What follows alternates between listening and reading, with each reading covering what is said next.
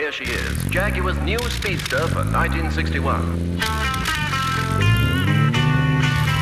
Maybe you can drive my car. Yes, I'm gonna be a star. Maybe you can drive my car, and maybe I love you.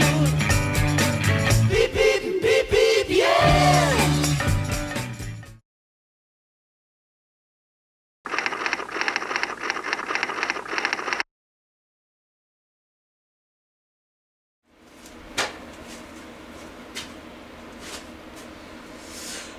Okay, little situation report on our 1965 E-Type. You see from all the photos that we've stuck on, what we've got on the camera. It's an absolute joy up to now.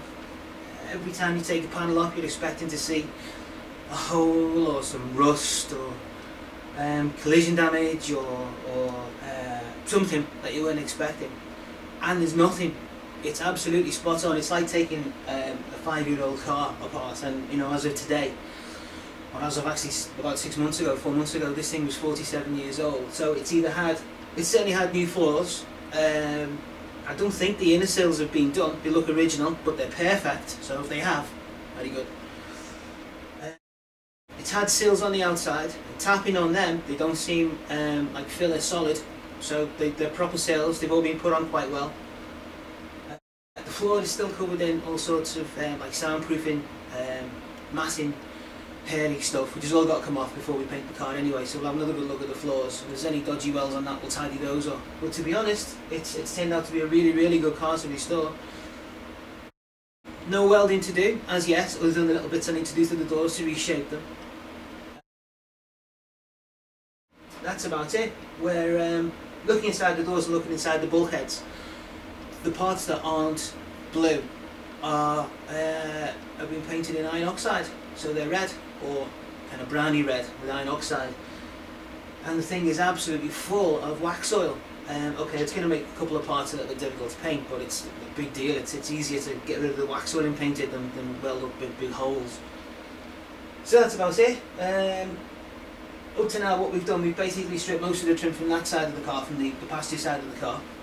And I've left the foam and stuff stuck to the sills. It'll protect them a little bit while I'm getting in and out doing other bits and pieces.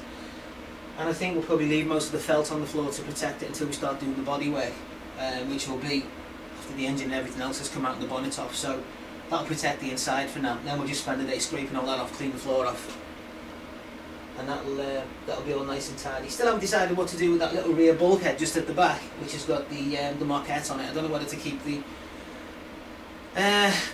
original marquette that looks like it's been on it since it was new, or take it off, try and put it back on, or buy some new stuff. Don't know yet, don't know what to do. But we'll see. Certainly going to get a new carpet though, because some of the carpet that was stuck to the floor was well stuck to the floor and it wasn't going to come off. I may well get a new marquette for it, but we'll see. If the old stuff will stick back on, very good. So yeah, that's it. Just press on now. Take off some of the trim from this side. Then we'll start taking the trim off from the boot and then work our way to the centre of the car. Take off all the boot floor and all the rest of it. And then we'll get back with another sit-rep. That's it. I'm going to get on because I'm freezing and I'll warm up if I keep moving now. See you in a minute.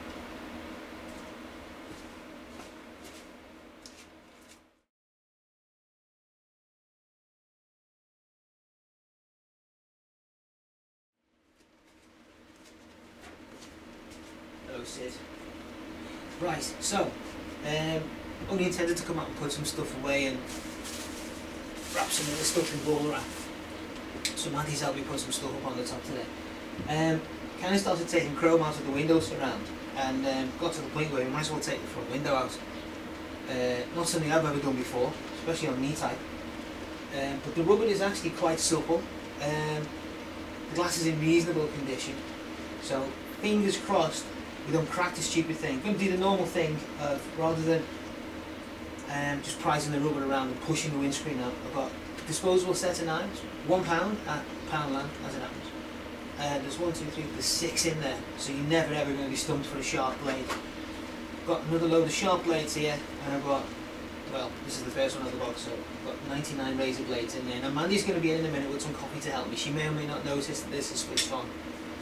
I'm banking on the fact, well, I'm hoping we don't crack this windscreen or damage it coming out, because I'd like to put the original windscreen back in it. But kind of resign myself to the fact that I've never done this before, so there's a reasonable chance that I could damage it, but it's got to come out for the paint job anyway. And if we get Autoglass or someone to do it, they'll just cock it up, make a mess, and apparently if you pay Autoglass to come out and take a windscreen out anyway, and they break it, then they don't cover you, you're not indemnified, you're not covered by their insurance anyway, so there's absolutely, logically, no other choice really than for me to have a go at taking it out. The knives that I've got are the ones with the longer blades, they're like, you can slide in and out. Just come a bit closer so you can see.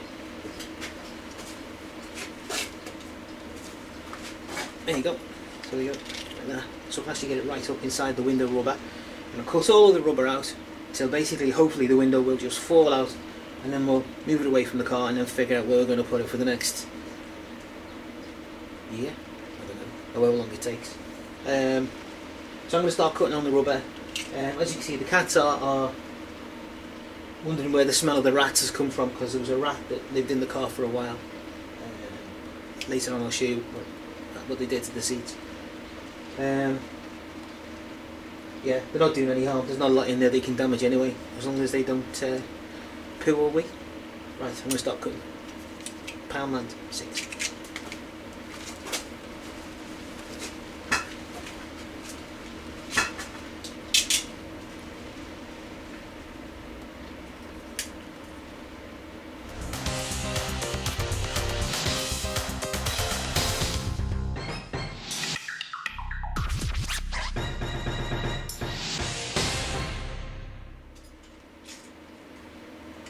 You see I swapped out the knife there. This isn't even showing the slightest signs of being blunt, but there's absolutely no point in continuing until it does go blunt, so nice new knife. I'm doing that because I've taken out the rubber locking strip, which actually goes in around the windscreen. It's not one of the last things to go in when you put the windscreen in.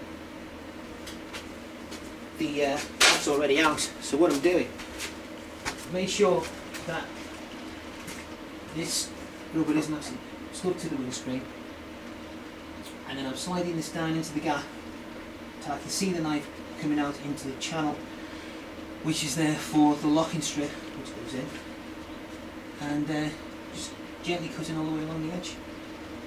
It's gone okay at the moment.